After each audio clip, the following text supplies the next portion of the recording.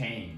Change is simply the movement from one state to another. It sounds almost too simple when you say it like that, but strip away the philosophy, and that's what it is. Something ends, something else begins. A habit replaced, a relationship transformed, a belief outgrown. We talk about change constantly. We write about it in our journals, we discuss about it with our friends, we romanticize it in movies where the character hits rock bottom and rises, transformed, in a 2-minute montage. We want change. We know that logically, rationally, growth lives on the other side of it. And yet, most of us don't change. Not really. Not when it costs us something. Not when it's uncomfortable. Not when the outcome is uncertain. What stops us is our fear. Fear. We are afraid. We are afraid. But here's the thing. That fear isn't random. It isn't weakness. It isn't something broken inside you. That fear has a place of origin. So, this is supposed to represent the brain, more or less. There's a part of our brain which is located over here somewhere, and it's a small almond-shaped little thing called amygdala.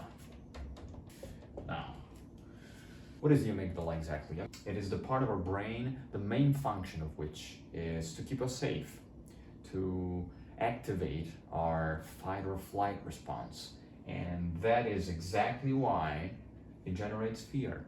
Because if we hadn't been afraid of heights, if we hadn't been afraid of facing other animals that might be dangerous to us, we probably wouldn't have lived this long.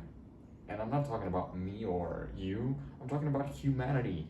So we need it. That's true, we do need it. But here's where it gets complicated. That same mechanism that kept us alive for thousands of years, that same alarm system, doesn't always know the difference between a real threat and a perceived one. Between a predator and a difficult conversation. Between actual danger and the fear of being judged, of failing, of wanting something and not getting it. To your amygdala, the risk of stepping outside your comfort zone can feel just as threatening as the risk of being eaten. So it fires anyway, and you stay still, and nothing changes. It isn't a lack of abilities that's holding you back. It isn't bad timing or the wrong circumstances. It is fear. The same fear that is generated in that small almond-shaped part of your brain that is simply trying to keep you safe, and unavoidably keeps you stuck. So, what do we do with that? We can't remove the amygdala, we can't rewire thousands of years of evolution overnight, and we can't think our way out of fear, or wait for it to politely disappear before we start moving. But how do we solve this? We have to be courageous. Huh, really? So I'm afraid of something and the only thing that you're telling me to do is to be courageous? Really?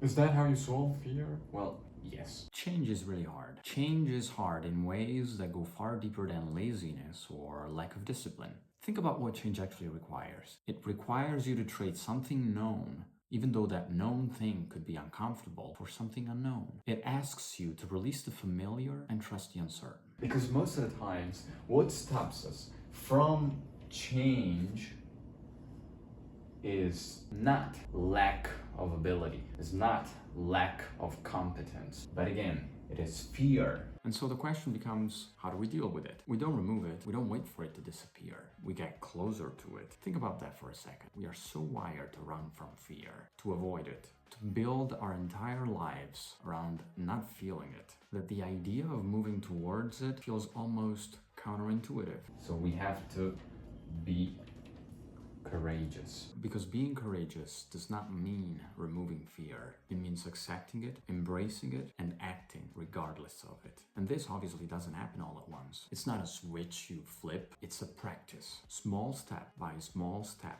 You expose yourself to the thing that scares you. You do it imperfectly, you do it uncomfortably. And slowly, not immediately, not dramatically, you realize that the fear didn't kill you, that you are bigger than it. And the next time, you take a slightly bigger step. That is how you build courage. Not by being fearless, but by being afraid and doing it anyway. So what do? We have to train ourselves to do it scared. Train to do it. Okay, that's alright, that's a better S. I think I can write even better actually.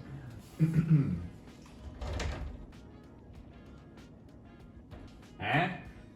Train to do it scared. Keyword here is scared. Got it? So here it is, the whole thing. That's what you gotta do in order to stop yourself from changing.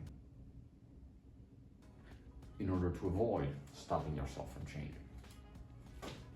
This, you can do it. I believe in you.